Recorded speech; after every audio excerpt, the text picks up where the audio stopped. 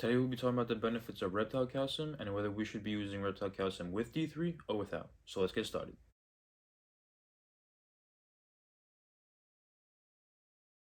Hey, what's up everybody? It's Sebastian from Myimal, and today we're going to be talking about calcium. So let's get started with a general overview about calcium. Certain reptiles, like most lizards, including bearded dragons, iguanas, and leopard geckos, and many more, need calcium for bone growth and muscle health. So you want to make sure that your reptile is growing correctly and is healthy in general.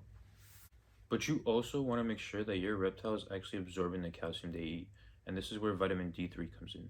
And vitamin D3 is the thing that is necessary for your reptile to actually absorb and use the calcium that they eat. So even if your reptile is eating tons of calcium, without vitamin D3, they can't even use it, which is going to lead to muscle and bone issues. So you could think of vitamin D3 basically as an activation key for your reptile's calcium activity. And now I'm going to go over why it's necessary for your reptile to actually absorb the calcium. When calcium is absorbed, it helps maintain your reptile's blood and bone health. It also makes sure that your reptile's nervous system is working correctly. And if you breed reptiles, then it's important to know that calcium helps in egg formation. Hormonal imbalance issues are also possible if your reptile can't absorb the right amount of calcium, as well as your reptile's nervous system will work much more efficiently if they do absorb the right amount of calcium. And the final reason, but is also extremely important, is your reptile can have bone issues if they don't get the right amount of calcium, such as soft bones, which will make their bones prone to fracture.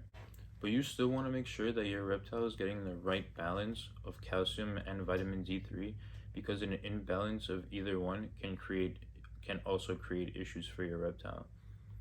And you want to see if your reptile is naturally getting enough vitamin D3, because reptiles naturally absorb D3 from sunlight and ultraviolet rays in general.